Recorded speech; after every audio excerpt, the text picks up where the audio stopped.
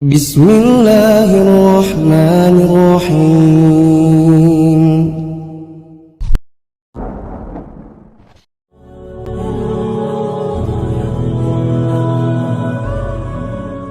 Assalamualaikum warahmatullahi wabarakatuh.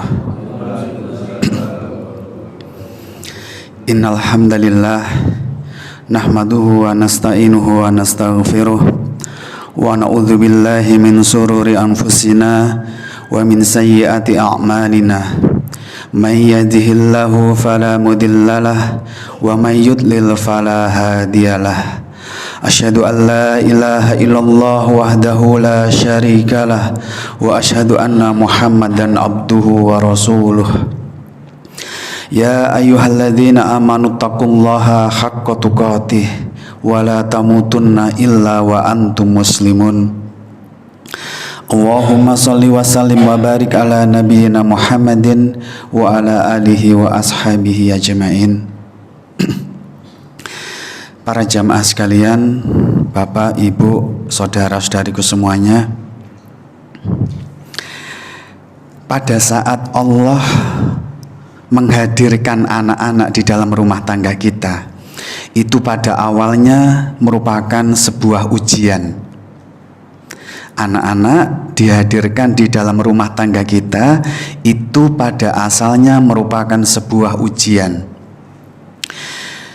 Ada sebagian orang tua yang kemudian menyikapi ujian berupa anak ini dididik dengan baik, dirawat, diasuh di atas jalan-jalan hidayah, sehingga Allah akhirnya memberikan sebuah hadiah kepada rumah tangga tersebut. Anak-anak bisa tumbuh, berkembang menjadi qurrata a'yun. Anak-anak yang kalau dipandang orang tuanya itu bikin hatinya tenang, bikin hati orang tua itu bahagia, bikin hati orang tua itu puas sudah pernah melahirkan anak seperti itu. Namun ada sebagian orang tua yang sebaliknya. Ketika Allah hadirkan ujian dalam bentuk anak di dalam rumah tangganya, ternyata dididik dengan sembrono, asal-asalan, sakarpe dhewe, sehingga anak ini tumbuh berkembang menjadi musuh yang hari-harinya tidak pernah memberikan sesuatu yang menyenangkan kecuali bikin sumpek abinya, bikin sumpek umiknya. Tiap hari uring-uringan mawon, tiap hari nek mboten tukaran bab HP, nggih nanti masalah tukaran sama adiknya di sekolah bikin ulah, tiap hari digoda seperti itu.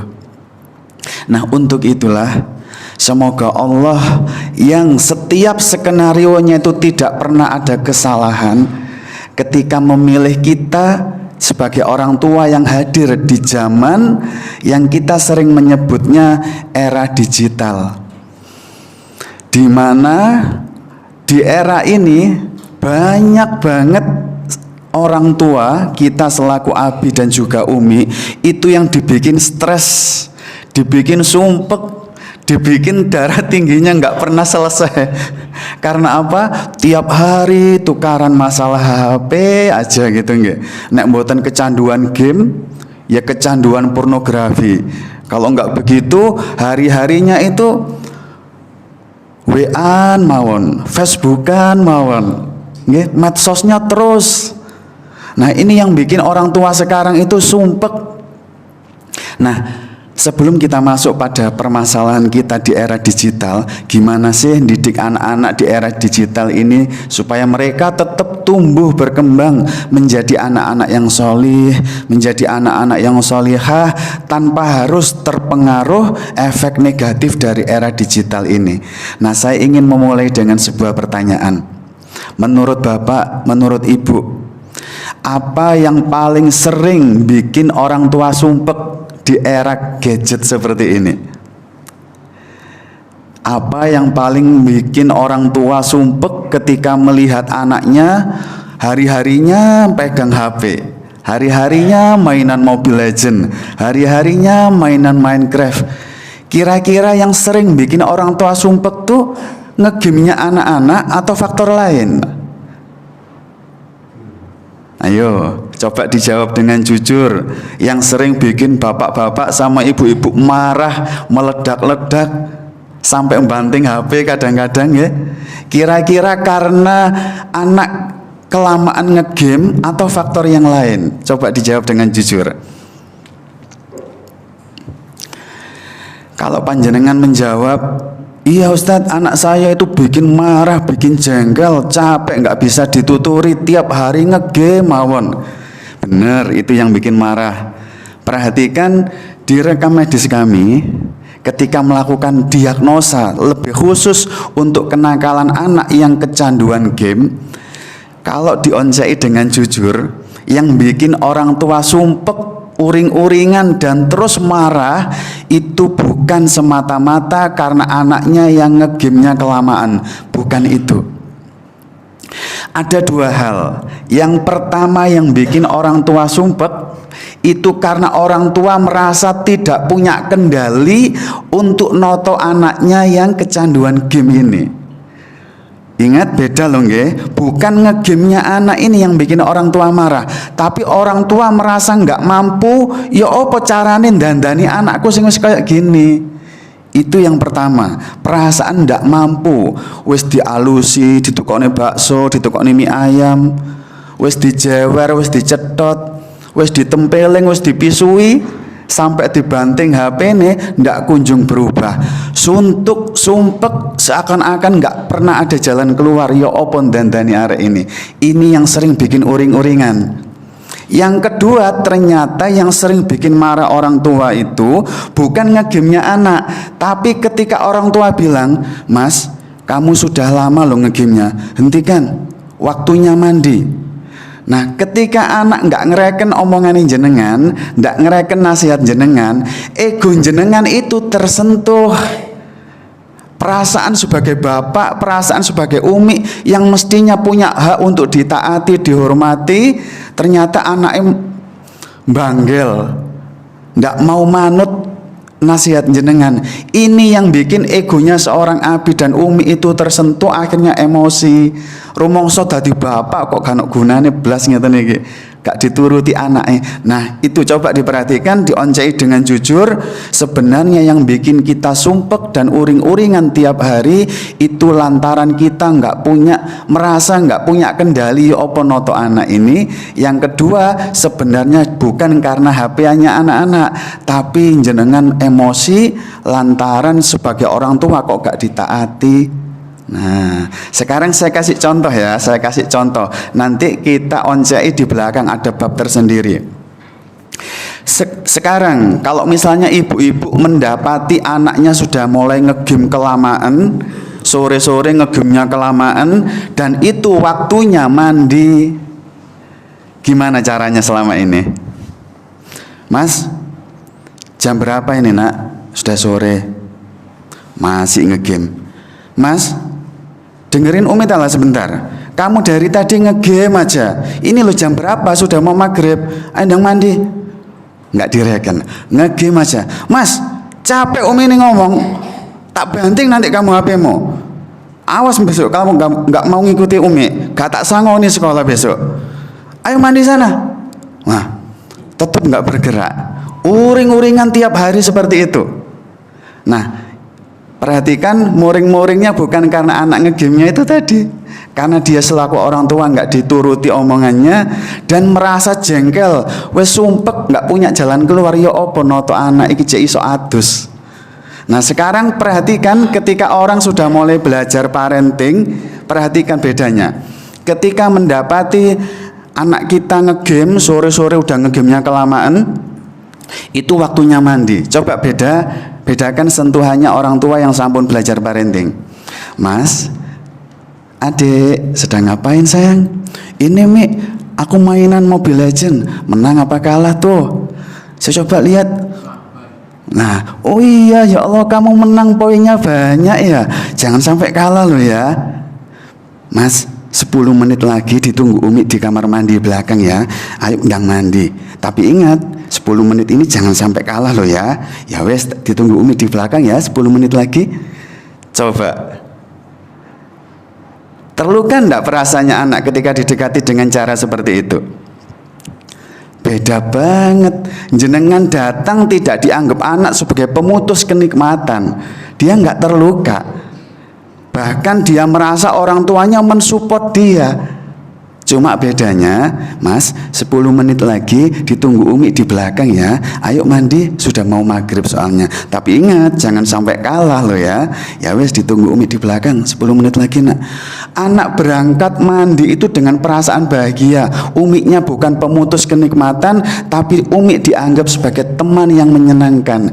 Dan dia nuruti Umi itu dengan bahagia tanpa perasaan terluka. Nggak pakai uring-uringan lagi kalau tahu ilmunya. Itu satu contoh saja nggih, yang nanti akan kita bahas tuntas beberapa poin yang terkait sama bagaimana menjadi orang tua di era digital ini supaya panjenengan tetap tidak pakai uring-uringan, anak-anak tumbuh dengan mentalitas yang sehat dan gampang diarahkan menjadi anak-anak yang soleh, anak-anak yang solihah. Nah, nanti kita akan belajar beberapa poin. Yang pertama, kita akan belajar bagaimana mengenal generasi anak-anak kita tuh yang sudah mulai akrab dengan HP.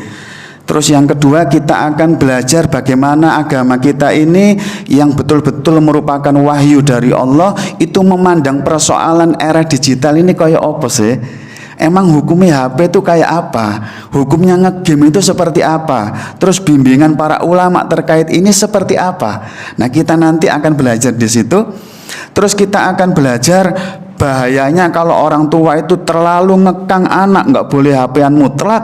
Dan bahayanya kalau seorang orang tua itu ngelos sepenuhnya, dibebaskan sepenuhnya. Bahayanya kayak apa? Terus kita juga akan belajar bagaimana mendidik anak itu dimulai dari membangun kendali diri. Jadi nanti anak itu ngelutus kemanapun, ngegame di kamar atau di warung kopi, jenengan nggak usah khawatir lagi. Karena yang jenengan prioritaskan membangun bagaimana anak memiliki kendali diri, selalu merasa diawasi oleh Allah. Sehingga jenengan nggak ada kekhawatiran anak itu mainan dimanapun, karena jenengan sudah yakin kalau anak sudah terbangun mentalitas muraqabahnya. Dan kita nanti belajar menterapinya, bagaimana menginstal jiwa muraqabah, selalu merasa diawasi Allah itu hadir di dalam mentalitas anak-anak kita.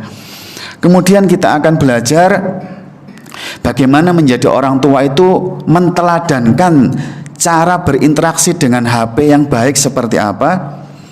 Terus kita juga belajar berapa lama sih kalau anak HP itu bolehnya berapa lama supaya tidak berdampak buruk, itu berapa lama.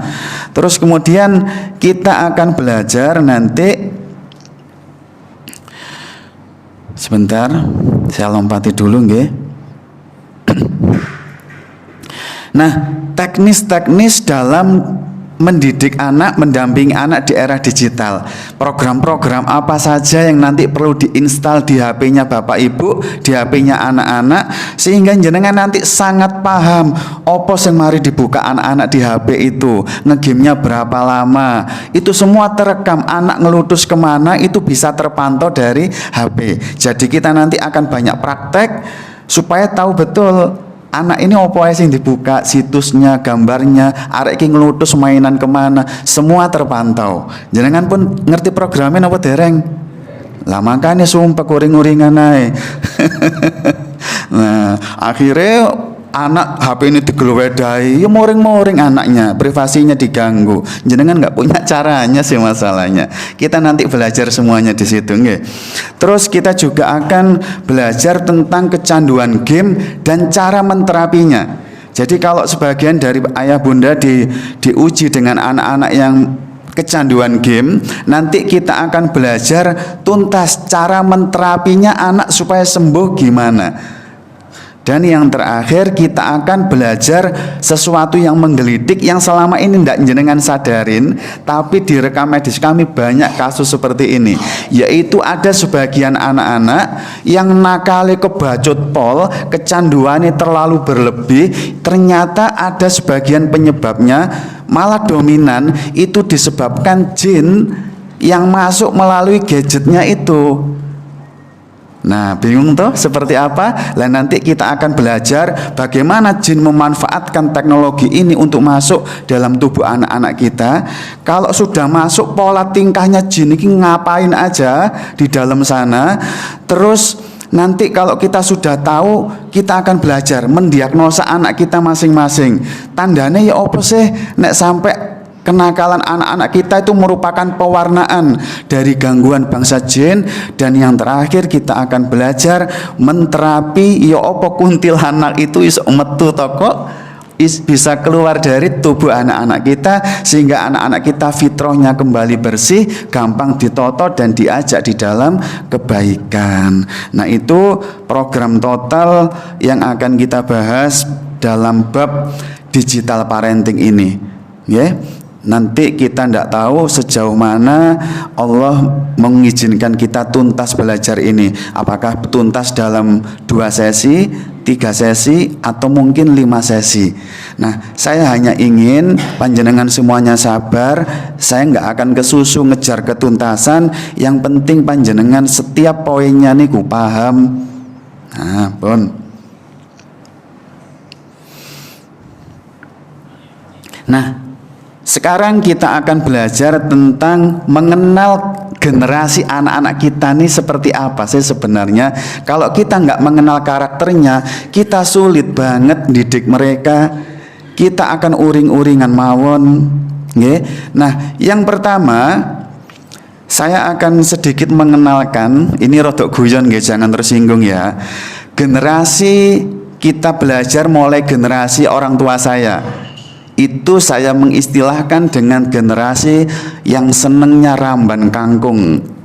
Jadi ini adalah generasi baby boomer yang hari ini usianya sampun 65 tahun ke atas. Itu orang tua saya dan orang tua jenengan. Ingat, generasi baby boomer itu yang hari ini usianya 65 tahun ke atas. Itu disebut generasi ramban kangkung. Kenapa begitu? Ibu saya cerita sendiri, dulu itu kalau kepingin maem bumbu pecel, sarapan pecel begitu nggih, itu harus ramban kangkung dulu ke sungai. Jadi kangkung yang di sungai, di Wangan itu ramban dulu, panen dulu di sungai. Baru nanti dimasak menjadi pecel, sarapan pecel. Itu generasi baby boomer seperti itu. Kemudian setelah itu datanglah generasi X yang hari ini usianya seperti Pak Lek Bulek kita, usianya 50 tahun ke atas. Itu namanya generasi X. Generasi X sudah berbeda. Kalau pingin maem pecel itu nggak pakai ramban kangkung dulu, enggak. Tapi langsung tumbas ke melijo. Generasi X sudah nggak mau ramban kangkung. Dia beli ke Pracangan atau ke Melijo yang usianya sudah 50 tahun ke atas. Setelah itu datang generasi Y. Ini generasi saya, seusia saya. Generasi 40 tahun ke atas. Nah, itu sudah nggak mau belanja di Melijo. Di Pracangan belanja kangkung itu udah nggak mau. Bumbu kacang itu sudah nggak mau. Pinginnya beli bumbu yang sudah jadi, tinggal ngulek sama air hangat, diulek jadi.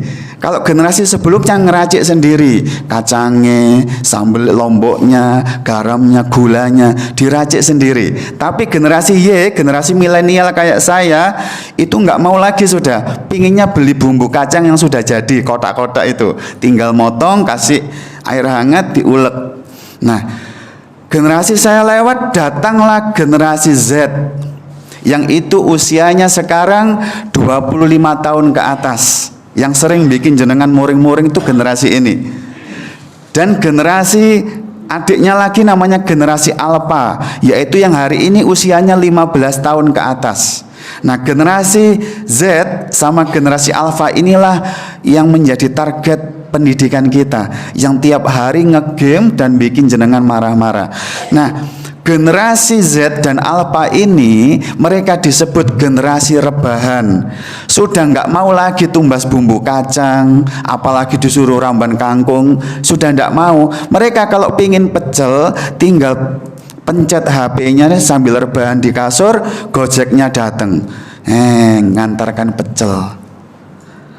Nah, perhatikan, ini generasi yang sangat berbeda. Artinya apa? Saya ingin jelaskan ini. Kita generasi milenial ke atas, apalagi generasi baby boomer yang sudah tua, yang suka ramban kangkung dulu, itu ndak akan pernah bisa merintah anak cucunya yang sudah generasi Z itu, nak golek kangkung di sungai, nak tumbaso kacang, gula, lombok sama garam di peracangan. Itu hanya bikin uring-uringan, karena jenengan mendekati masalah dengan tempo dulu. Pendekatan tempo dulu era jenengan diterapkan di generasi Z, generasi Alpha sekarang, tiwas uring-uringan. Itu bukan eranya anak-anak kita.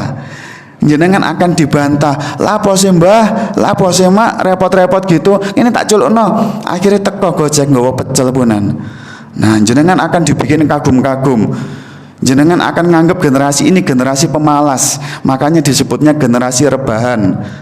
Di kasur udah bisa datangkan semua kebutuhannya. Nah, itu pahami dulu. Nah, sekarang perhatikan, generasi Z sama Alpha itu memiliki karakter yang kalau jenengan mengenalnya gampang didiknya nanti. Yang pertama, generasi Z, generasi Alpha yang hari ini usianya 15 tahun dan 25 tahun. Perhatikan, mereka itu melek teknologi. Sangat melek teknologi. Meskipun masih kelas 1 SD gitu, jenengan kalah sudah. Dia tahu semuanya di dalam HP itu bisa dipakai apapun. Yang kedua, mandiri. Jenengan lihat anak-anak sekarang itu mandiri banget dibandingkan masa-masa jenengan. Sekarang kalau ditanya, nak cita-citamu apa? Jarang banget yang kayak dulu, pengen jadi polisi, pengen jadi dokter, pengen jadi apapun. Jarang. Sekarang kalau ditanya cita-citanya dominan ngakunya, saya pengen jadi YouTuber bi. Lah memang jenengan kalah dari sisi kemandirian dan kreativitas. Anak saya itu mondok, sebulan cuma 4 hari pulang di rumah. Ternyata YouTuber, dia seorang YouTuber, subscribernya banyak, saldo rekeningnya banyak. Kalah abinya. Padahal cuman di rumah 4 hari dia buat ini loh, apa namanya, murotal, tapi yang ada tayo, ada kartun-kartun begitu. Nah, itu banyak yang senang dan dia dapat penghasilan dari situ. Ketika sudah bangun sistem di YouTube, anaknya ditinggal mondok, enak banget sinau oleh duit. Lah bapaknya sih golek duit banting tulang nek keringetan gak oleh duit. Nah, coba anak sekarang seperti itu. Ngapain bi aku mau jadi itu, sulit-sulit banget. Jadi YouTuber aja gampang, duitnya banyak. Nah, coba anak sekarang jauh lebih mandiri, jauh lebih kreatif. Dan perhatikan, anak generasi Z sama generasi Alpha itu senengnya berekspresi dan terkoneksi sama teman-teman. Makanya jangan heran dimanapun anak kita ngeludus mesti dominan selfie. Ketemu anjing selfie sama anjing, ketemu bunga selfie sama bunga, ketemu motornya teman selfie sama motornya teman. Itu memang seneng berekspresi dan terkoneksi sama teman-teman. Meskipun di rumah, jenengan perhatikan medsosnya hidup terus, Facebooknya, Instagramnya, WA-nya. Itu era sekarang. Nah, tapi perhatikan kekurangannya generasi kita, generasi Z sama Alpha, anak-anak kita itu ya. Mereka itu sangat takut kalau keberadaannya, eksistensinya itu nggak diakui teman-temannya. Sangat takut. Makanya senengannya ngupload foto di grupnya, mengupload motor barunya, mengupload apapun yang dia miliki. Karena dia itu kalau eksistensinya tidak diakui teman-teman, hancur perasaan berharganya. Dan mudah mengeluh, lebay banget anak-anak sekarang itu. Hati-hati nggih, ketegaran hidupnya sangat lemah. Memang mandiri, memang kreatif, tapi anak model sekarang itu ketegaran hidupnya kurang. Lebay, mudah mengeluh, mudah cemas dan stres. Nah, itu sedikit gambaran anak-anak kita generasi Z sama Alpha secara umum karakternya kayak gini. Dan saya tambahkan satu penelitian yang dimunculkan dalam jurnal Pew Research Center. Perhatikan, 95% warga Indonesia itu semuanya menggunakan smartphone, HP cerdas. 95% warga negeri kita itu menggunakan smartphone, baik untuk komunikasi, untuk penyebaran informasi, untuk belajar, untuk media hiburan, untuk bisnis dan pekerjaan, dan juga pertemanan. Sekarang bayangkan, dari data yang saya sampaikan di awal dan juga karakternya anak cucu kita yang masih 15 tahun, 25 tahun, masih pantas tidak? Merasa sanggup tidak kalau panjenengan masih punya prinsip gak oleh HP-an, dilarang HP-an? Kira-kira kebijakan jenengan selaku orang tua bisa ndak membendung arus seperti ini? Nah, ini cambukan pertama. Dengan karakter anak cucu kita seperti itu dan riset-riset seperti itu, jenengan kalau masih memiliki prinsip gak oleh dicidekno HP, diharamkan dalam tanda kutip nyekel HP, gak oleh ngegame, dikongkon hafalan Quran tok, dikongkon sinau tok, kira-kira bisa menjadi solusi apa tambah uring-uringan jenengan nanti? Nah, pun pegang jawaban itu. Nah, ayo saatnya kita sedikit bergeser mindset atau pola pikir kita. Sekarang yang ngasto Al-Quran, coba perhatikan di dalam surat Al-Baqarah, yaitu surat yang kedua, di ayat yang ke-143. Yang bawa HP ada instalan Qurannya, coba dibuka kembali di dalam surat Al-Baqarah, surat yang kedua, di ayat yang ke-143. Perhatikan di situ Allah ingin sesuatu kita pakai dalam memandang kehidupan ini. Apa yang Allah inginkan? Perhatikan nggih. Wa kadzalika ja'alnakum ummatan wasato. Saya ulangi lagi, kaidah sederhana yang kuat powerful ini, perhatikan. Wa kadzalika ja'alnakum ummatan wasato. Nah, dan demikian pula kami Allah telah menjadikan kamu wahai umat Islam umat yang pertengahan, umat yang kalau memandang sesuatu itu pas, proporsional, nggak nganan terlalu nganan, nggak ngiri terlalu ngiri, pas di tengah-tengah, proporsional. Kalau nanti panjenengan lihat di dalam tafsir As-Sa'di yang ditulis oleh Syekh Abdurrahman As-Sa'di, ketika menafsirkan ayat ini, beliau nanti panjang banget. Dalam tafsir As-Sa'di dijelaskan, semestinya kaum muslimin dalam segala sisi kehidupannya selalu mengambil sudut pandang pertengahan. Dalam perkara akidah, dalam tafsir disebutkan kita nggak boleh terlalu ke kanan, yang sukanya ngerubah-ngerubah ayat. Kita pun tidak boleh terlalu ke kiri, yang semangat beribadah namun tidak dituntun oleh wahyu. Kita ada di tengah-tengah. Nah, di situ di tafsir itu dijelaskan bukan hanya perkara akidah, dalam kita melakukan ibadah pun kita pertengahan, tidak hulu, tidak berlebih-lebihan, dan juga tidak gampang-gampang nih, ada di pertengahan. Dan di tafsir itu juga dijelaskan, Syekh Abdurrahman As-Sa'di memberikan penjelasan, begitu juga dalam kita bermuamalah dengan sesama, dalam memandang perkara-perkara dunia, itu mindsetnya pertengahan, tidak terlalu ke kanan, tidak terlalu ke kiri. Nah, sekarang perhatikan bagaimana dengan kaidah ini kita memandang game, kita memandang medsos, kita memandang gadget. Perhatikan nggih. Hukum asal dari permainan game itu adalah mubah. Mubah itu adalah perkara yang dibolehkan. Nek dilampahi ya gak oleh pahala, nggih. Nek ditinggalkan ya ora apa-apa. Jadi mubah, perkara yang dibolehkan.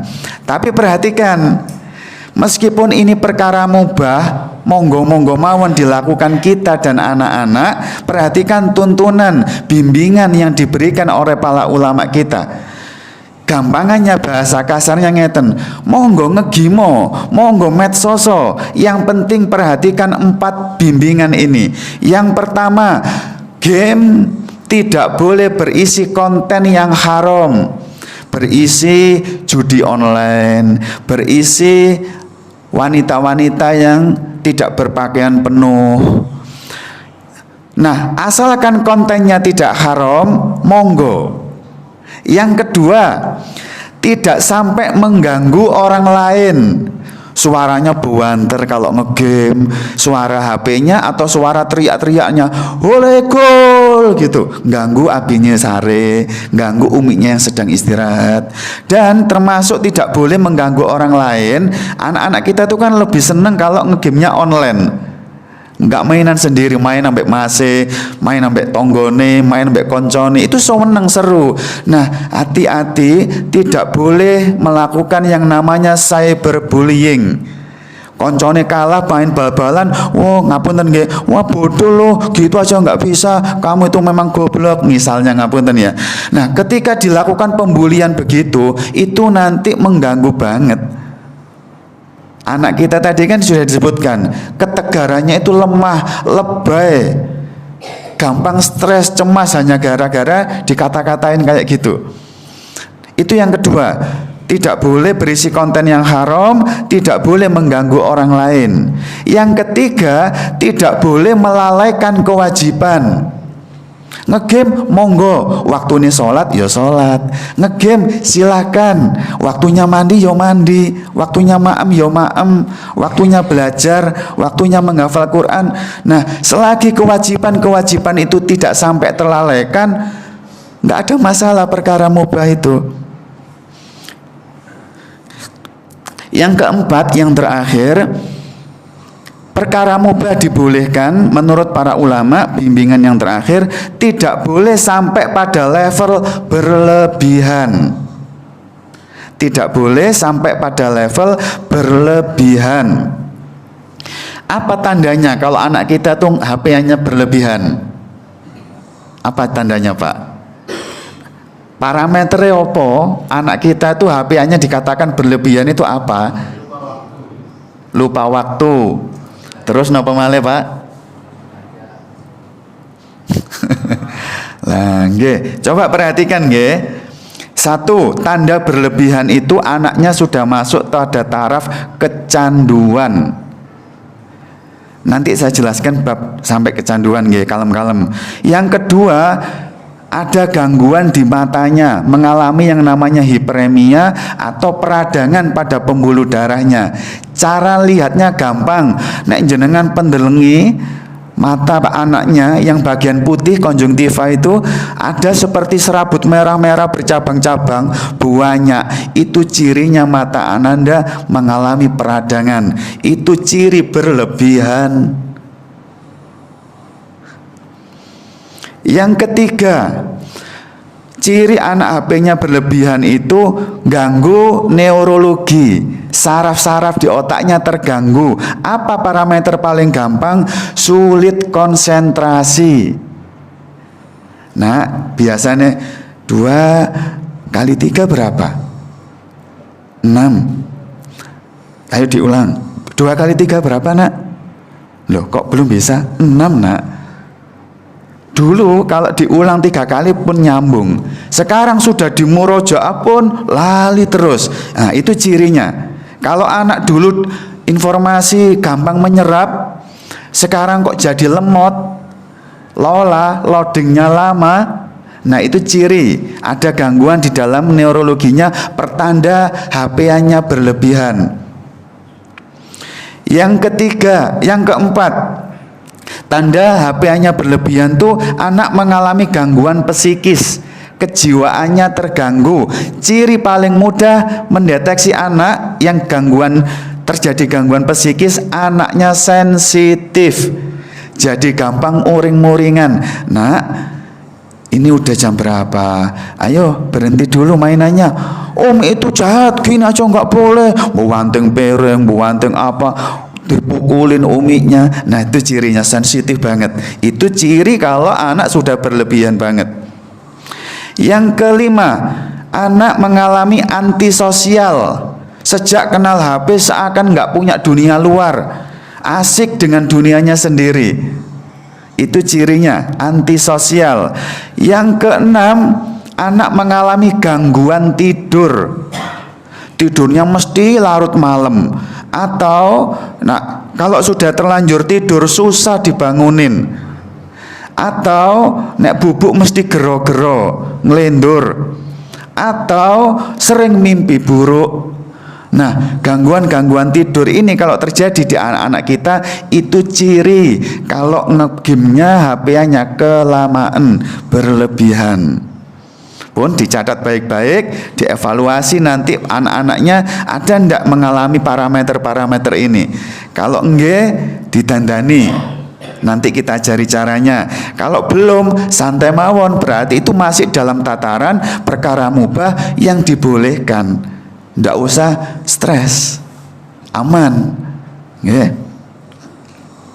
Nah, poin berikutnya, sekarang itu tadi jalan pertengahan yang dituntunkan oleh Allah melalui Al-Quran dan juga bimbingan para ulama. Untuk tataran teknisnya ada parameter-parameter tadi.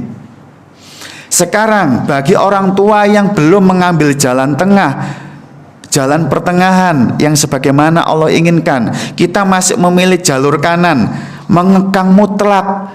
Anak nggak boleh HP secara mutlak, diharamkan pegang game. Perhatikan resikonya. Kalau kita rumongso itu jalan yang benar, tapi menurut Allah enggak gitu kok. Menurut para ulama enggak gitu-gitu amat kok. Perhatikan resikonya. Yang pertama, anak-anak akan mengalami inner child yang terluka.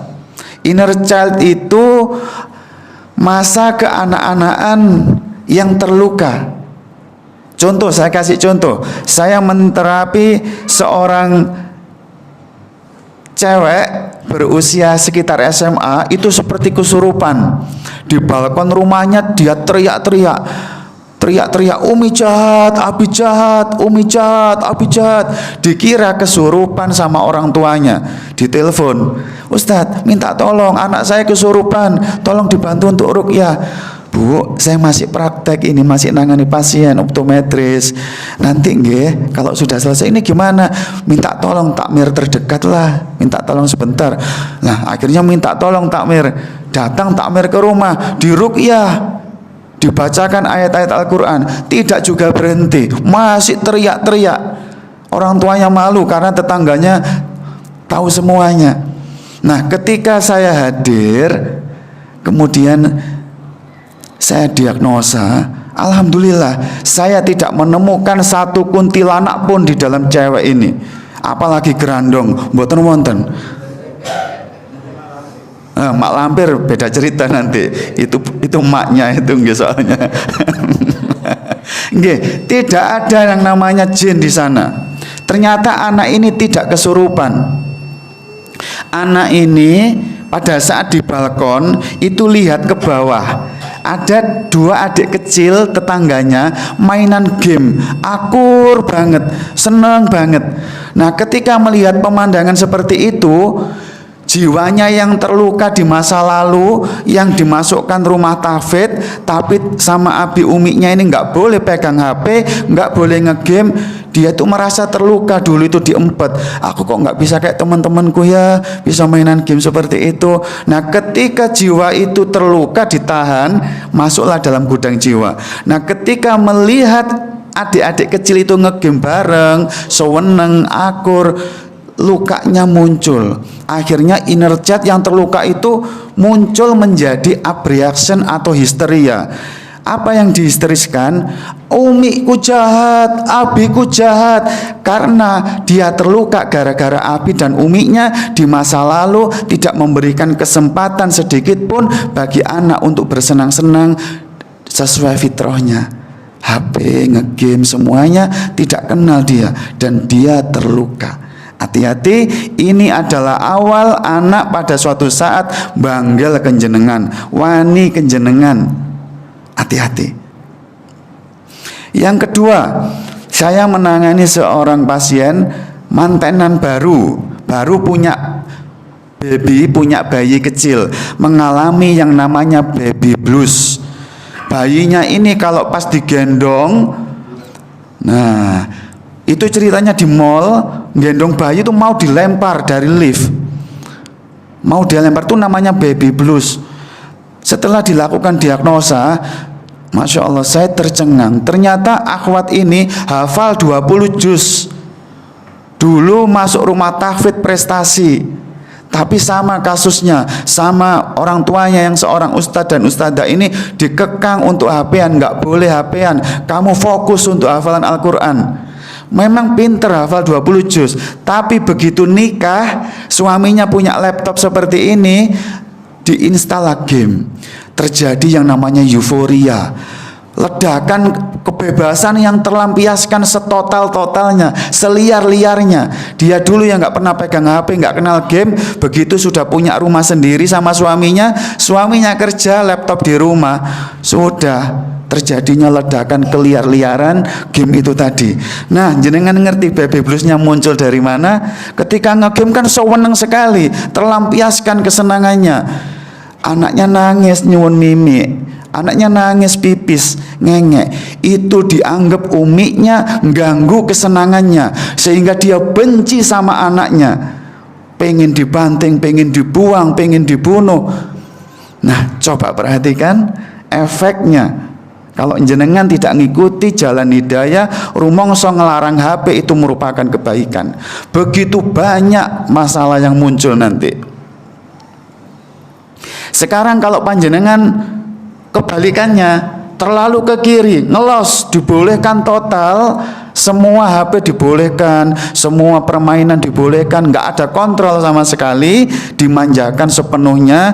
Perhatikan permasalahannya. Di rekam medis kami, anak yang diperlakukan seperti ini mesti mengalami kecanduan game, kecanduan pornografi, ada yang kecanduan judi online, dan mengalami gangguan mata. Bukan hanya peradangan, retinanya bisa jebol. Efek dari radiasi yang ada itu bukan hanya membuat peradangan di mata, tapi retinanya bisa rapuh, retinanya bisa pucat. Akhirnya nanti nggak mampu untuk digunakan untuk belajar, untuk pekerjaan-pekerjaan mata lainnya. Kemudian sering kita tangani anak mengalami gangguan otak, yang seperti tadi belajar jadi lemot banget, mengalami gangguan psikis yang tadi sudah kita jelaskan, muring-muringan, sensitif, antisosial, gangguan tidur, dan ciri yang paling menonjol prestasinya anjlok, prestasi hafalan Qur'annya anjlok, prestasi akademiknya anjlok, semuanya nggak karu-karuan.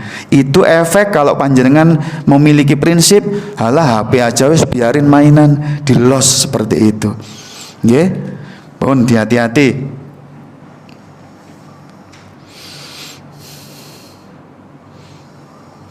Nggih, ini waktunya tinggal sedikit, saya tuntaskan sedikit nggih, sampai pada nanti konsep membangun kendali diri dalam jiwa anak, dan nanti bagaimana cara menterapi, cara memasukkan kendali diri itu kepada anak, supaya anak itu merasa selalu diawasi oleh Allah, merasa mandiri dimanapun, selalu ingat omongan umiknya. Enak nanti kalau ini yang kita bangun pertama, pondasinya ada. Nggih. Baik, nanti akan saya kupas lebih tuntas di pertemuan mendatang.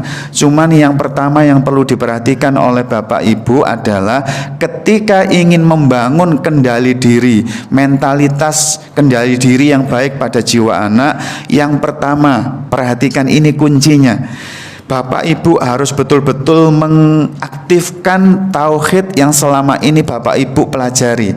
Nanti panjenengan perhatikan di dalam Al-Quran surat Ali Imran ayat yang ke-159 yang paling bawah, dan ayat yang ke-160. Pun karena waktunya pendek nanti dipelajari sendiri. Intinya di dalam ayat itu Allah itu paring penegasan. Kalau Allah itu sampun paring pertolongan kepada panjenengan untuk nangani kecanduan gamenya anak-anak, sapa wonge sing iso menghalangi datangnya pertolongan Allah itu? Itu intinya. Kalau Allah tidak paring pertolongan kepada ayah bunda untuk nangani kecanduan game anak-anak, sapa wonge sing iso nulungi awakmu, Pak, Bu? Intinya ayat itu berbicara begitu. Nah, tauhid kita harus dimunculkan setelah sekian lama belajar. Ketika ingin menghadapi problematika digital di dunia anak-anak kita, libatkan Allah sejak awal. Ojo rumongso isok mari belajar parenting rek, tak terapne jurusnya rek, tak terapne terapine rek, itu hanya akan membuat makin rumit masalah. Libatkan Allah sejak awal, jenengan tidak akan pernah dikecewakan oleh Allah. Allah itu zat kalau jenengan pasrai urusan seneng banget.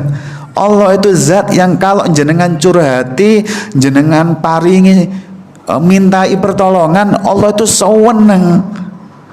Nah, sehingga jenengan nanti akan dibimbing, dimudahkan, hati anak pun akan dibalik menjadi mudah menerima nasihat. Nah, itu menjadi jalan awal kalau pingin dandani anak, terutama bab era digital ini. Akrab-akrablah sama Allah, sering DP kepada Allah, itu kuncinya. Ingat, perhatikan tadi di ayat yang ke-160 tadi Allah matur, wahai bapak, wahai ibu, kalau Allah nggak ngasih pertolongan, sapa wonge katene sing iso bantu jenengan. Loh, sudah sedetail itu loh, nggih ya. Pun, itu konsep pertama. Yang kedua, kula nyuwun tulung kepada Bapak Ibu, kalau konsep ini tidak berhasil jenengan lakukan, jenengan nggak bakalan bisa melakukan terapi-terapi yang nanti kita ceritakan. Ini kuncinya. Yang pertama, panjenengan di benak anak harus bisa dipotret. Oh, ibuku itu, abiku itu sayang sama aku. Itu yang paling penting. Jangan sampai nanti anak itu, umiku jahat, abiku jahat. Itu nasihat apapun nggak bakalan bisa masuk kalau anak masih mengopinikan jenengan kayak begitu. Nah, supaya jenengan terpatri di dalam memori jangka panjangnya hatinya anak, minimal lakukan 3 hal ini. Minimal lakukan 3 hal ini. Yang pertama, dieling-eling pesennya Rasulullah nggih. Ini diriwayatkan oleh Imam Muslim di dalam sahihnya nomor 2594. Rasulullah matur ngeten, perhatikan. Inna rifqa la yakunu fi syai'in illa zanah wala yunza'u min syai'in illa syanah. Tidaklah sifat kalem, sifat lemah lembut itu ada di dalam sesuatu, dalam bab kita, dalam parenting kita, melainkan sifat lemah lembut itu akan menghiasinya. Dan tidaklah ayah bunda mencabut sifat lemah lembut dalam parenting kita, melainkan pasti akan merusaknya. Nah, ini penekanan. Meskipun anak kita nakal, anak kita sedang khilaf kecanduan, tetap pendekatannya harus kalem, lembut, boten pareng kasar. Terus kemudian yang berikutnya, setelah panjenengan memiliki perangai yang lembut, komitmen dandani kecanduannya anak dengan lemah lembut. Yang kedua, supaya panjenengan itu bisa masuk dalam jiwanya anak, panjenengan harus mulai belajar untuk masuk di dalam jiwanya anak saat jiwanya mengalami kehampaan. Hampa itu bisa pas sedih, bisa pas galau, sumpek. Nah, ketika mendapati anak seperti itu, jenengan titeni, mesti ada sebagian jiwanya yang sedang kosong, sedang hampa. Dan perhatikan kaidahnya, apapun yang masuk pada saat jiwanya ada kekosongan, ada kehampaan, itu pasti terukir di situ dan susah nyabute dan berpotensi untuk menjadi candu. Contoh ya, dalam parenting hidayah kita nih, Rasulullah dan para sahabat itu kalau pas sumpek punya masalah, yang dilakukan pertama itu mesti nek mboten sholat 2 rakaat, dia nanti banyak berdoa, atau enggak gitu banyak berzikir, hasbunallah wa ni'mal wakil, atau apapun. Perhatikan ketika sumpek dan punya masalah, hati semuanya termasuk hatinya Rasulullah dan para sahabat itu ada kehampaan. Nah, ketika mengalami seperti itu, kok yang dituju pertama itu Allah, itu nanti akan menjadi candu bagi Rasulullah dan para sahabat. Sehingga sewaktu-waktu kapanpun Rasulullah sumpek, yang pertama diingat mesti Allah, wis terlanjur kecanduan. Nah, begitu juga jenengan ketika mendapati anaknya sumpek galau, jenengan harus segera meninggalkan semua pekerjaan. Itu kesempatan bagi jenengan untuk masuk dalam jiwanya anak. Kalau jenengan bisa masuk dan terpatri di jiwanya anak, suatu saat jenengan nasihati apapun, itu anak manut. Saya kasih contoh penerapannya, bagaimana seorang orang tua baik abi maupun umi berperan menjadi tong sampah ketika anaknya sedang galau. Contohnya begini nggih. Ais pulang sekolah biasanya ceria, biasanya semangat. Ternyata ini pulang-pulang sedih gitu, kelihatan merengut wajahnya. Nah, saat seperti itu tinggal dulu, goreng apa ditinggal, HP-an ditinggal, laptopan ditinggal. Pandang itu sebagai kesempatan yang Allah hadirkan supaya kita bisa menelisik, tersimpan, terpatri di benak anak. Segera datangi, duduknya bersampingan, nggak boleh sesi seperti ini duduknya hadap-hadapan. Kalau hadap-hadapan, jenengan akan teropini di benak anak sebagai orang tua yang siap marah-marah, siap otoriter begitu. Duduknya di samping ananda. Nah, ketika duduk di sampingnya, jenengan tanya, "Nak, kok tumben sih sayang? Biasanya ceria, biasanya semangat. Ini kok kelihatan sedih. Ada apa, Nak?" Nah, tujuan tong sampah adalah untuk mengeluarkan semua emosi anak yang bikin sedih itu apa? Biar tumpah ke umi semuanya, biar tumpah ke abinya semuanya. Ditanya, ingat ya aturan mainnya, ibu hanya tanya, tidak boleh dulu nasehatin apalagi ngejas, nyalah-nyalahkan anak, mboten bareng. Nah, coba cerita, apa sih sayang yang membuat kamu sedih? Iya Mi, tadi itu aku sempat dihukum guruku. Loh, kenapa kok sampai dihukum? Aku nggak ngerjain PR matematika Mi, aku disuruh berdiri di depan kelas. Ini Mi dapat surat, besok Umi disuruh ke sekolah, dipanggil kepala sekolah. Apa kira-kira yang terjadi? Makanya adalah Ais dirungokno nek umimu ngomong iki bendino gak dikerjakno PR. Nek belajar itu dilihat, ditata bukunya, ada PR apa enggak. Ngene kan yo isini-sini makmu iki mosok ben minggu nang sekolahan. Kamu itu pemalas memang, gak iso dibanggakan. Lah itu kan reaksi wajar. Ingat ini parenting purbakala. Jenengan kalau masih nerapkan seperti ini, jenengan nggak akan pernah berhasil masuk ke jiwanya anak untuk menjadi candu bagi anak. Nggak bisa. Nah, caranya duduk di sampingnya, tanya kayak tadi, "Nah, apa sih yang membuat kamu sedih? Nah, apa? Ya Mi, tadi itu begini.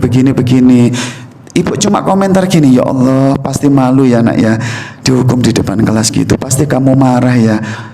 Jengkel rasanya, ya Allah. Terus apa lagi sayang? Ya Mi, aku tadi itu gini. Oh ya Allah, begitu ya. Sini sayang." Nah gitu. Nah, ketika jenengan merasa Ais sudah mencurhatkan emosi-emosi negatif semuanya, ingat, ibu hanya perlu menutupnya dengan kalimat seperti ini. "Iya nak, Umi ngerti apa yang kamu rasakan. Kamu pasti sedang sedih ya. Kamu pasti sedang jengkel ya dihukum gurumu seperti itu."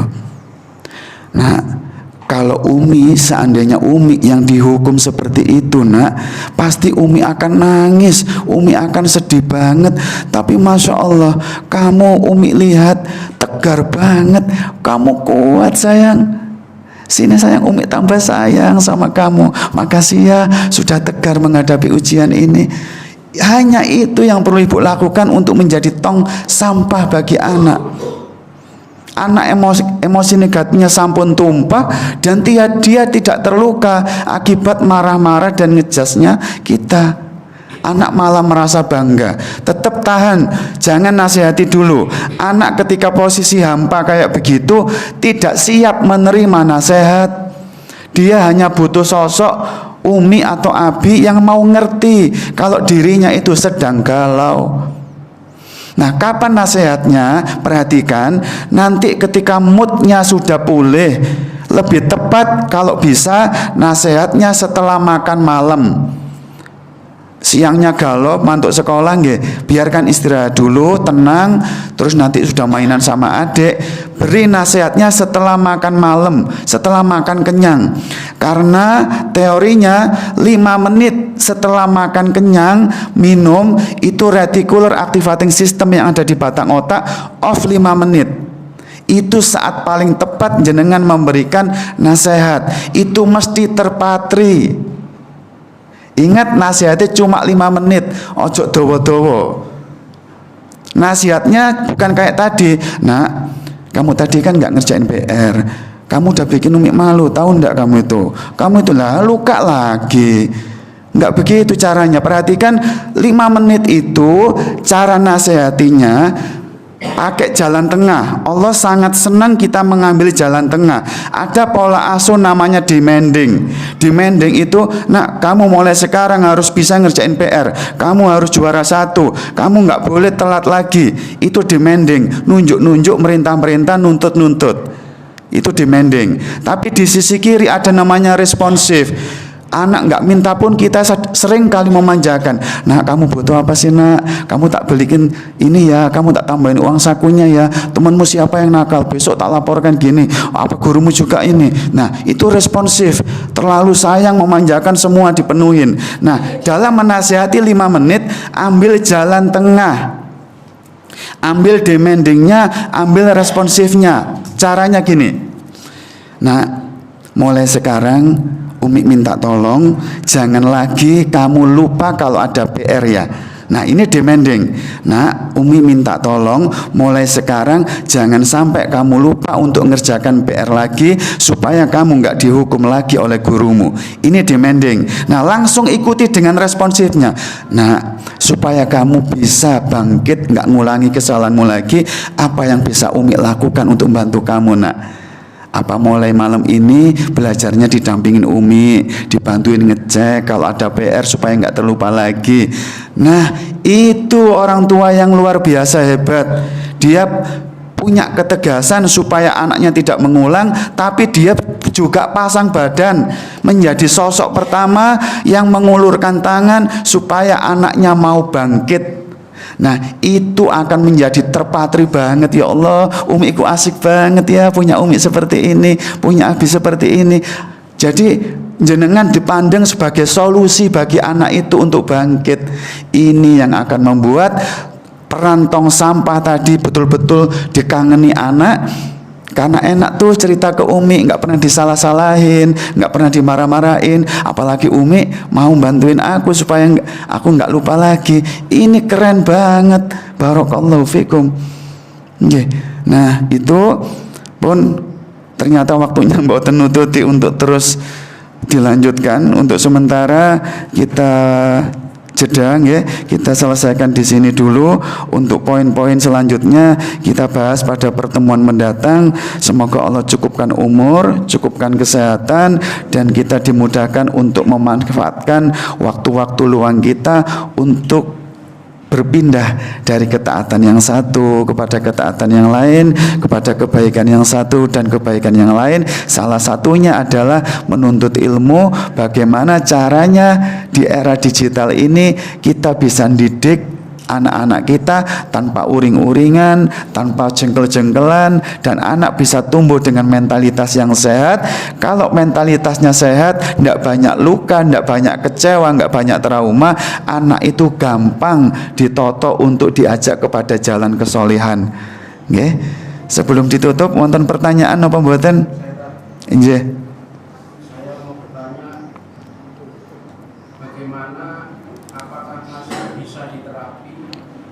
Ada generasi rambat kantuk, generasi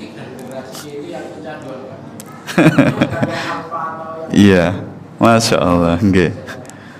Nggih, ini pertanyaan menggelitik dan memang saya pernah nangani kasus. Jadi ayah bunda, ini ada ayah yang bertanya, apakah terapi-terapi yang nanti secara berseri kita belajari terapi kecanduan game ini bisa dipakai, bisa diterapkan untuk menterapi generasi tua yang kecanduan game gitu Pak ya. Jadi bukan hanya anak cucu kita yang kecanduan game, ternyata ada orang tua yang juga kecanduan game gitu Pak nggih. Nah, ini pengalaman pribadi menterapi, suami istri datang ke tempat kami, saya tanya, wonten kersa napa Bapak Ibu? Ada keperluan apa? Iya Ustadz, saya mau minta tolong untuk diterapi kecanduan game. Lah pundi putrane kok mboten diajak? Loh, sanes putra kula Pak Ustadz. Loh, lah sinten sing kecanduan game? Bapak yang guyah, guyu, mesem. Ternyata suaminya ini yang kecanduan game. Di kantor sampai kena surat peringatan nih 2 kali. Kalau sampai 3 kali harus dikeluarkan. Gara-garanya kalau di depan laptop kantor itu ngegame mawon. Kerjaannya jadi terbengkalai sampai diparingi SP sama bosnya. Nah, ternyata bisa. Nanti mau yang kecanduan game itu balita, SD, SMP, SMA sampai derajat Mbah Kung pun bisa, tenang mawon nggih. Insya Allah bisa. Nanti menterapi Mbah Kung, bapak-bapak, emak-emak yang kecanduan game sangat bisa. Nggih. Iya, karena ini nanti bukan hanya kecanduan game, kecanduan pornografi, kecanduan yang lain-lain, itu insya Allah bisa. Ngapunten ya, lain-lain tadi itu pinginnya ngomong kecanduan, ngapunten sangat, kecanduan rokok, kecanduan onani, kecanduan masturbasi. Nah, itu semua bentuk kecanduan. Narkoba. Nanti kita memang belajar kecanduan game, tapi model terapinya bisa dipakai untuk menterapi semua bentuk kecanduan. Nggih. Ada lagi? Nggih. Enggak.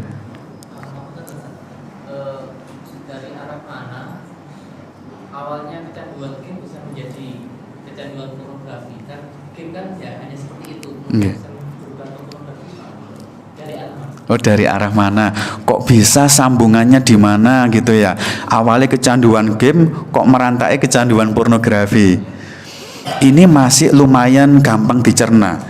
Yang susah diternya, saya khawatir jenengan tadi tanya, bagaimana caranya kecanduan pengajian kok isok melayu nang kecanduan pornografi.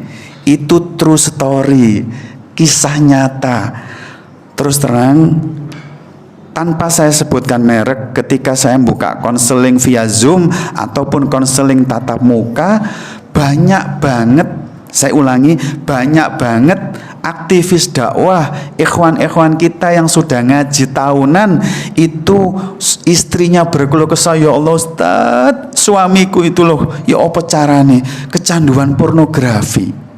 Bayangkan, bukan game ke pornografi, tapi kajian, kecanduan kajian terseret ke kecanduan game, kecanduan pornografi. Jenengan coba, tapi jangan dilihat, cuma mencoba aja. Kalau buka YouTube, itu kan ada kajiannya Ustadz A, Ustadz B, itu kan di beranda YouTube, itu nggak semua langsung berisi kajian toh, pasti wonten kajiannya Ustadz A. Setelah itu ada Habib Nurmagomedov. Setelah itu ada Tyson Fury. Setelah itu ada Cristiano Ronaldo. Nanti ada goyang ngebor. Nah, ada Upin Ipin juga. Nah, semula itu nggak tertarik lihat goyang ngebor ataupun yang lainnya. Tapi setiap buka beranda YouTube kok muncul si dia terus gitu. Lama-lama kepingin lihat. Nah, ketika pertama buka, weh, begitu. Nah, itu adalah awal kenapa orang kecanduan kajian bisa merembet ke kecanduan pornografi. Dan jenengan perlu sangat paham, rata-rata bagi yang sudah nikah, kehampaan itu muncul ketika gesekan sama istri, tukaran sama istri. Kalau sudah sumpek-sumpekan tukaran sama istri kan gak wawo di rumah ya. Satunya abinya di ruang tamu, istrinya di kamar. Nah, ketika nganggur kan buka HP. Awalnya ingin melihat murotal, ingin melihat kajian untuk menenangkan hati. Karena di bawah itu juga ada rok mini yang dia sedang sumpek, enek lihat istrinya. Wih, itu kok lebih keren.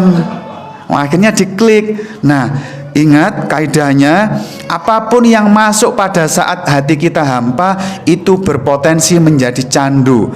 Ketika abinya tadi hampa gara-gara tukaran sama istrinya, kok ternyata kehampaannya tadi itu diisi oleh rok mini, itu adalah awal jenengan tita ini besok nek setiap tukaran sing dibuka mesti rok mini. Nah, itu pelampiasan akibat sumpek, istrinya nggak kena dijak akur, Melayu nih pelariannya ke situ. Itu hampir rata-rata kasus pornografi yang sudah berkeluarga mesti dari situ. Enggak solusi kalau itu akar masalahnya. Kalau tambah istri nanti manajemen emosinya belum sih tukaran mawon tambah banyak nanti. Nah, betul. Tadi wonten Masya Allah. Ustaz. Sebenarnya ini hanya menambahkan, Ustaz.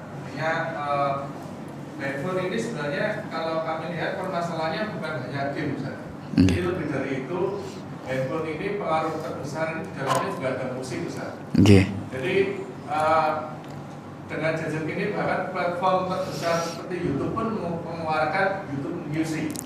Musik karena memang pengaruh musik di dalam handphone ini sungguh luar biasa. Ada Spotify, ada Apple Music, bahkan TikTok pun seperti itu, Instagram pun sekarang juga platform musik masuk di situ semua.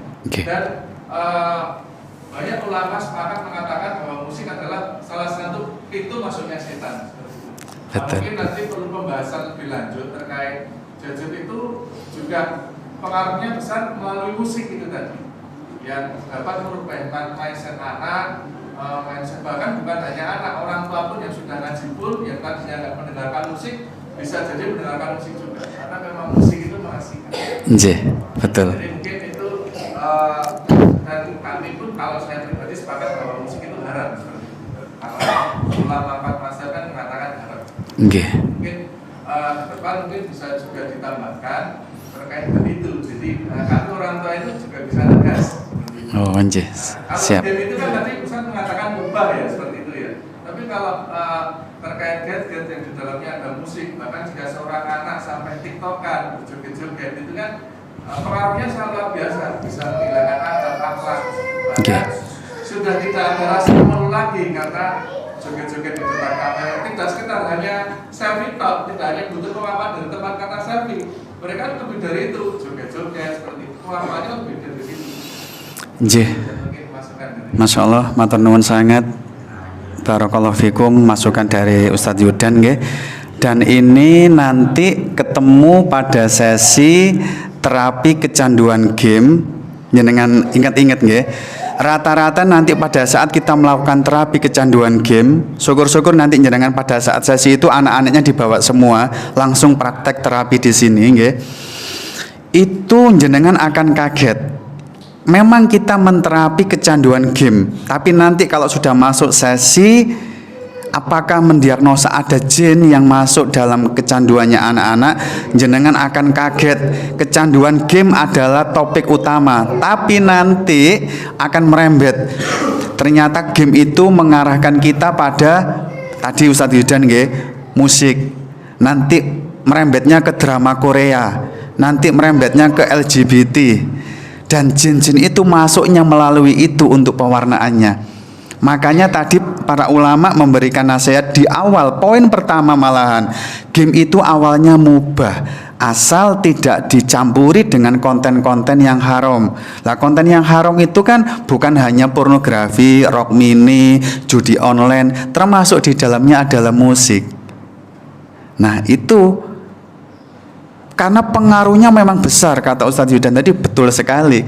Musik bisa membuat lena pikiran, bikin terhanyut akhirnya menyukai kontennya karena musik menjadi pengiring konten itu tadi. Nah, sebagai penutup saya cuma pengen tanya ketika ada pertanyaan tentang musik. Musik kalau didengarkan itu bisa menenangkan pikiran. Sepakat nopo mboten? Musik-musik Mozart begitu terutama saya sebutkan, kalau disedengarkan itu bisa nenangi pikiran, bisa menumbuhkan kecerdasan pada janin sama batita balita kita. Setuju nopo mboten? Campur sari. Campur sari itu menenangkan bagi generasi baby boomers kayak bapak. Tapi campur sari bagi generasi alpha sangat melukai, Pak. Iki lagu apa toh begitu? Nggih guyon Mbak Kun. Nah, perhatikan nggih supaya nanti jenengan tidak picik melihat permasalahan tapi betul-betul objektif. Kita tidak bisa memungkiri riset-riset, penelitian-penelitian tentang musik memang nyata, real, itu bikin tenang, bikin hormon growth pertumbuhan itu muncul pada janin dan anak-anak kita. Itu betul. Semuanya terbukti hitam putih, hitam di atas putih, terbukti banget. Tapi perhatikan, itu kita jangan dipungkiri, jangan gara-gara mengakui kayak musik itu haram terus memungkiri fakta-fakta gitu, jangan. Tapi perhatikan lanjutan dari penelitian-penelitian oleh ilmuwan muslim kita. Ketika itu dilakukan, memang betul pertumbuhan, ketenangan, kehamilan itu jadi baik. Tapi ingat penelitian lanjutannya, ketenangan yang didapat, pertumbuhan otak, pertumbuhan sel yang didapat efek dari musik itu nanti mengkhianati kita. Ngerti maksudnya? Kalau otak kita cerdas lantaran terus didengarkan musik Mozart ataupun musik-musik yang lain sehingga menghadirkan kecerdasan pada otak anak, ingat memang betul cerdas kalau disuruh mikir matematika, disuruh kreatif, merancang sebuah produk, memang cerdas. Tapi dia akan mengkhianati pemilik otak itu ketika dituntut untuk mikirin makmurkan masjid, ketika dituntut untuk memikirkan ya apa dakwah ini bisa berkembang, ya apa caranya para orang yang duafa itu bisa makmur. Kalau diajak untuk kebaikan di atas jalan hidayah, dia mesti berkhianat, mesti. Saya tanya lagi, bukan hanya musik, ini air putih ini kalau saya minum halal nopo haram? Halal. Kalau saya minum berdampak sehat nopo mboten? Nah, sekarang pertanyaannya, wes buyar kajian ini, pun buyar.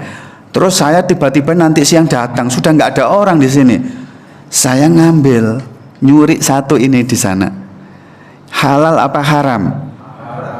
Haram kan? Padahal nek tak mimik sakniki halal nggih. Tapi nek saya nanti balik terus nyelinap ngambil ini kan nyolong namanya ya. Itu halal nopo haram? Haram. Tapi kalau tetap tak minum, sehat nopo mboten? Sehat. Nah, sing teges, sehat nopo mboten? Sehat. Sehat. Karena ini nggak terkontaminasi bakteri, nggak ada kuman, nggak ada jamur, tetap sehat. Tapi ingat, sehat yang ada pada diri saya, efek dari minum air ini, kesehatan itu akan mengkhianati saya. Tak pakai untuk apapun kuat, tapi giliran tak pakai untuk ke masjid, dia nggak mau kesehatan itu. Tak pakai untuk gotong royong kerja bakti berat. Tak pakai untuk melek malam, untuk qiyamul lail, untuk baca Quran berat. Itu bedanya. Jadi objektiflah melihat sesuatu. Nek memang sehat ya sehat, nek memang tidak terkontaminasi ya tidak terkontaminasi. Tapi pasti sebagaimana dulu segelintir kaum mukminin mampu mengalahkan puluhan ribu bahkan ratusan ribu tentara-tentara Romawi. Kenapa? Mereka persenjataannya kuat, badannya gede, karena tidak didukung dengan asupan yang halal. Sehingga kekekarannya, kesehatannya ketika dibutuhkan untuk menghadapi kaum muslimin yang cuma segelintir, lari tunggang langgang. Kekuatannya, kesehatannya mengkhianati dirinya. Nah, bisa melihat benang merahnya ya. Jangan mentang-mentang ini haram tapi nggak objektif melihat. Nah, jadi nanti jenengan titeni, memang orang yang suka musik, musik ketenangan gitu, hidupnya tenang, koyokane sabar, anaknya tumbuh baik, betul. Tidak bisa dipungkiri, riset-riset semuanya begitu. Tetapi jenengan perhatikan, kecerdasan yang terbangun, terus ketenangan yang terbangun, itu akan ketemu suatu saat akan mengkhianati dirinya sendiri. Tidak bisa diajak kecerdasannya untuk berjuang masuk surga, itu nggak ketemu, nggak ada caranya. Susah, dia akan terkhianati terus. Kesehatannya diajak untuk menopang ibadah, nggak mampu. Nah, pun demikian. Nah, sekarang jadi enak kalau matur seperti itu, kita mboten saklek tapi ngerti. Oh iya, nanti kalau aku tetap ngeyel, tetap dengerin musik, tetap maam yang haram, memang aku akan enak, rasanya tenang, tapi pasti suatu saat ia akan mengkhianati jenengan. Berat rasanya. Nek jenengan mulai merasa tak gawe taat kok abot, tak buat bakti ke orang tua kok berat, tak buat sabar ke anak kok berat, tuh jenengan titeni. Pasti ada masa lalu yang tercampur perkara-perkara haram yang sekarang sedang mengkhianati panjenengan. Subhanakallahumma wa bihamdika asyhadu an la ilaha illa anta astaghfiruka wa atubu ilaik. Assalamualaikum warahmatullahi wabarakatuh.